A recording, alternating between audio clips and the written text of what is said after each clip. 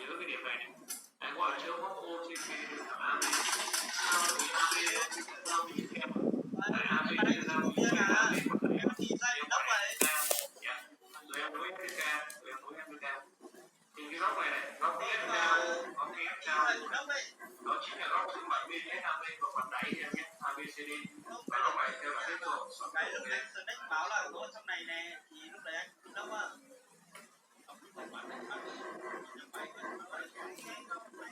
Câu này 6 câu nghe nhé. Câu này các câu này không các chục.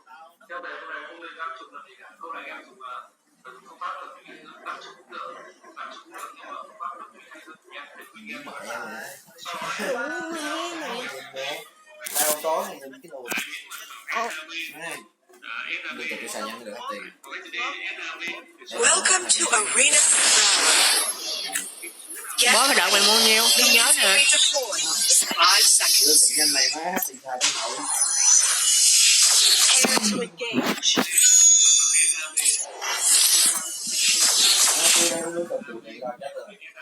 Line them up. Chiều nay lấy tiền, nếu có được lấy tiền thì lấy. Đưa mày. Đưa tao 50 đi ha. 400 với Nguyên mà. Ừ. Nguyên rồi. First blood. Mượn nữa hả? It's going to be hot, hot, hot. Trả từ à. Trả cái một luôn, không trả từ từ cho nó hết. Trả hết. Trả từ đợi trả hết cái một sao hết mày. Trả tao không biết sao trả tao cái một. Ừ tao cho mượn cái một không à. Má trả từ 50 ký. Sáng qua bữa sau hết. Đi ăn sáng 20 hết nha. Uống nước rồi lại hết chục.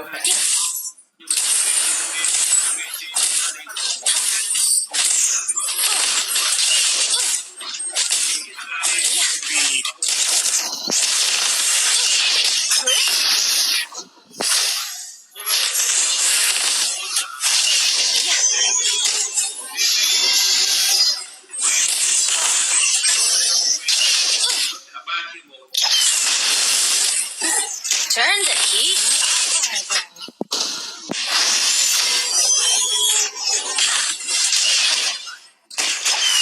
An ally has been defeated. Rồi chết luôn kìa, qua đã kêu. Enemy triple kill. Enemy quad kill. From the ashes I rise.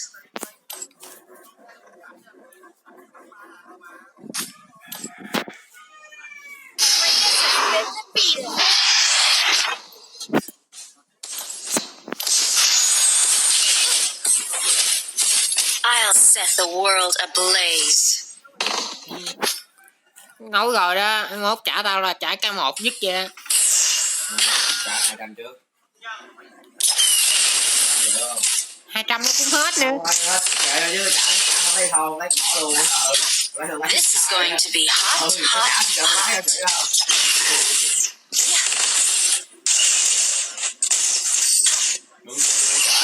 An enemy has been defeated. An ally has been defeated. Dép nữa hả? Dép rồi. Line them up. Please die. An enemy has been defeated. Enemy bloodbath.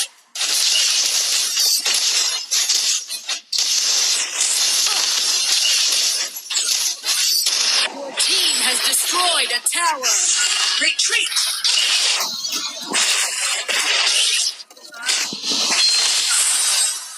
An ally has been defeated. You have defeated an enemy.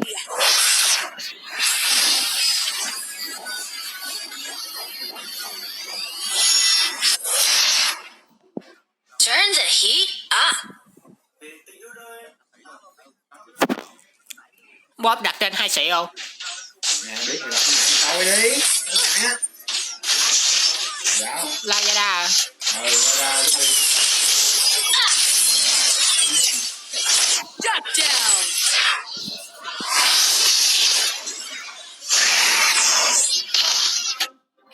Burn, baby, burn.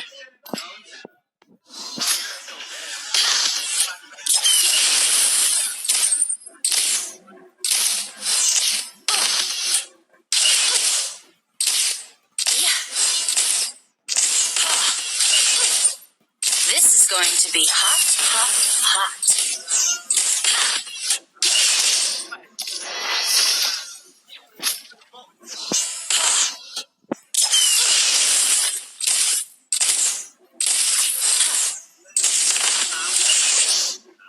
Line up. Retreat! An ally has been defeated.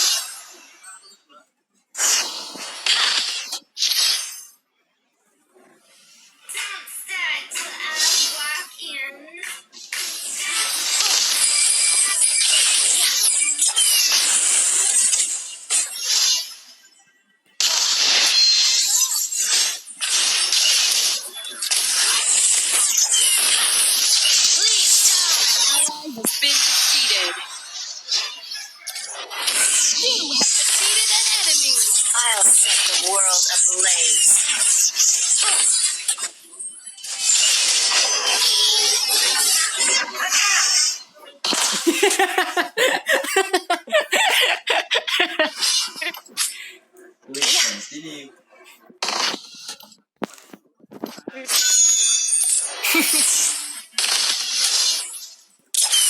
Burn, baby, burn.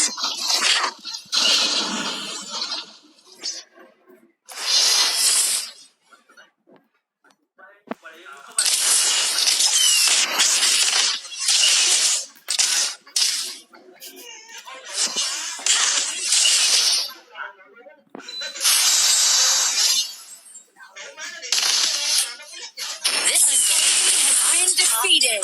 Nó đi thẳng tôi luôn á, nó không nhắc nhở tôi đâu.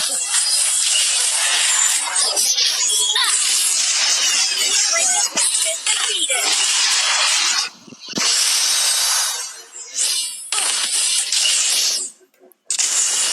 Line them up. Mình không thoát đâu con trai, chú ý không trình yêu.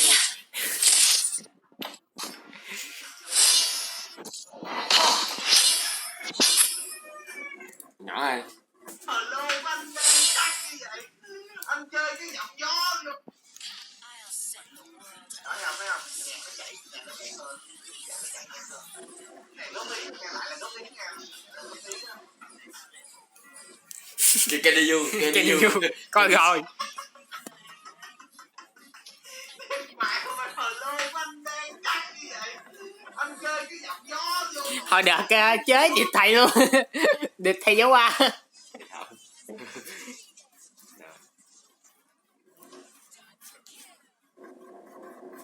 Nói được không con, mắc cười. Cái MV đầu hay gì á.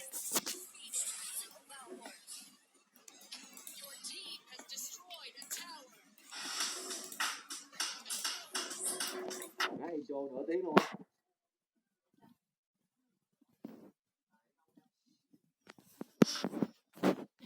Thường không biết intro là gì.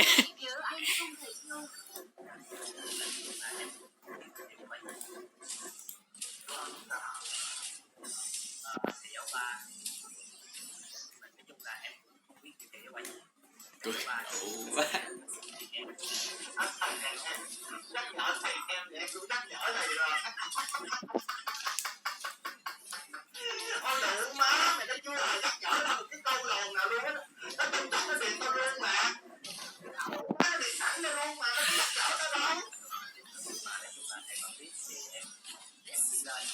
Biết sự má, mày có tôi biết nào nào. Có người gắt sân nhạc này mà mày cái tôi biết mày thằng lồn này.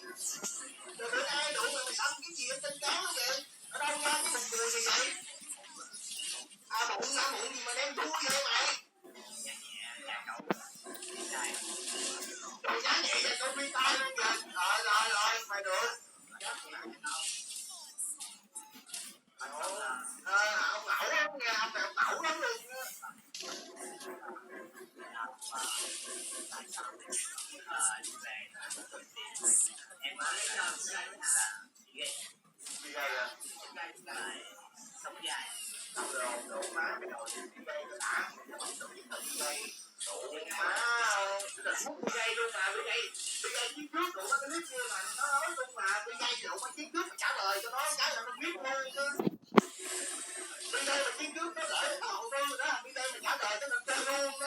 Chơi đá rồi chửi rồi. Gì?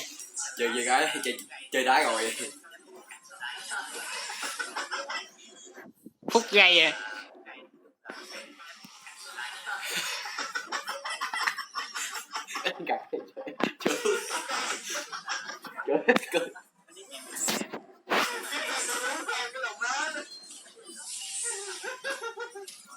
Rồi coi chưa? Rồi. Má mất tập trung không rồi luôn.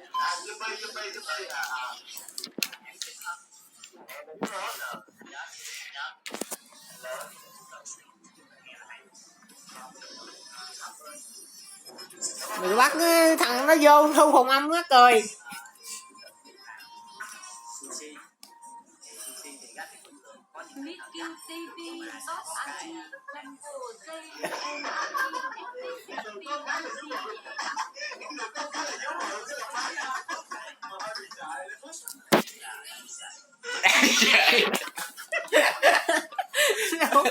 Cái gì phỏng vấn à? Cười thôi cười chứ.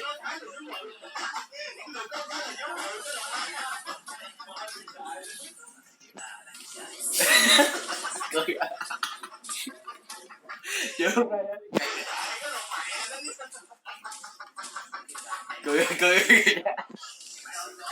Má cười chán rồi chứ.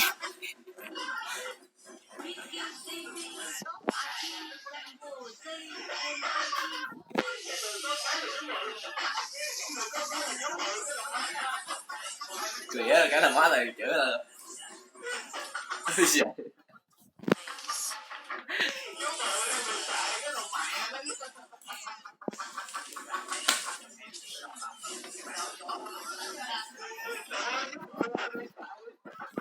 cười kìa.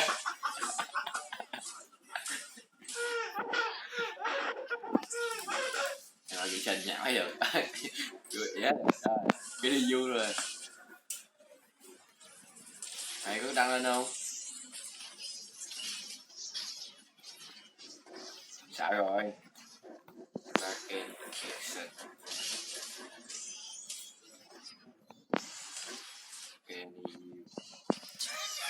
Kenny Sang.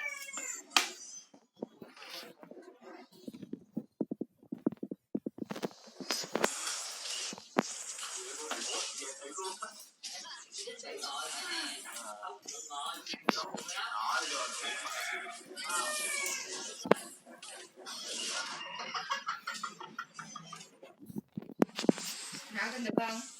Dạ chưa biết bà cô ơi. Gì? Hỏi xin được không? Xin gì? Sáng nó nội. Ai vô chết luôn rồi.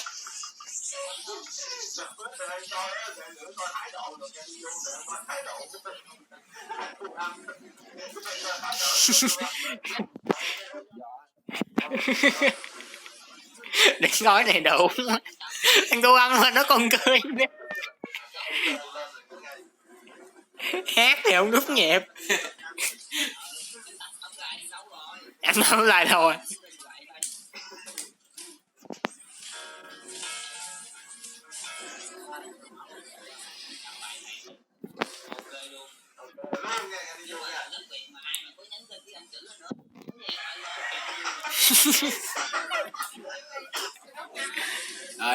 Đây. Hồ nói vô hồ, cười hồ.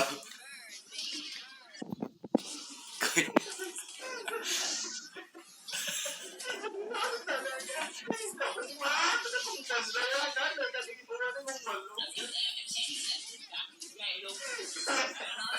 Đi cười ghê luôn.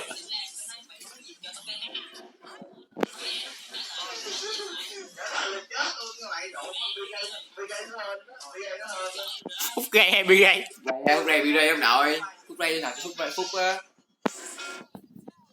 đi ray gì đó.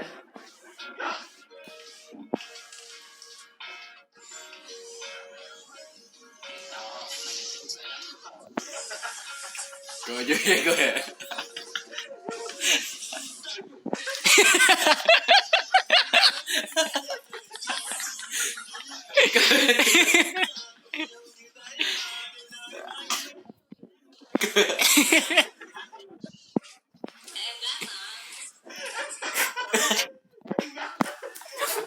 Ông cao hơn nữa, ông thầy bà cao hơn nữa. Là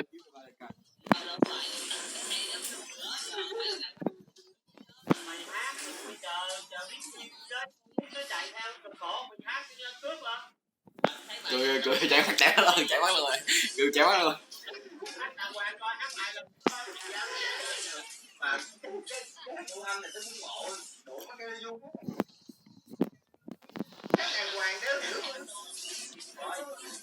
nhà tập từ tay mày 7 ngày đó ấy là tới tập 7 ngày đó ông mới kêu tôi hát đàng hoàng.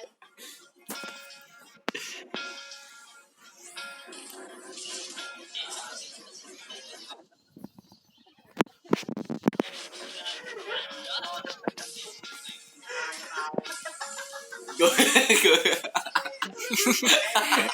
Đó là nã cười. Cái này nó tiếng. Cười. Nó làm đó tôi trúng gan rồi nó ra điện thoại mày đấm con mẹ nó rồi nó còn được làm nó dấn đất trong nghề ca sĩ luôn áp lực chứ nó nắm tay nó không thương không mày đó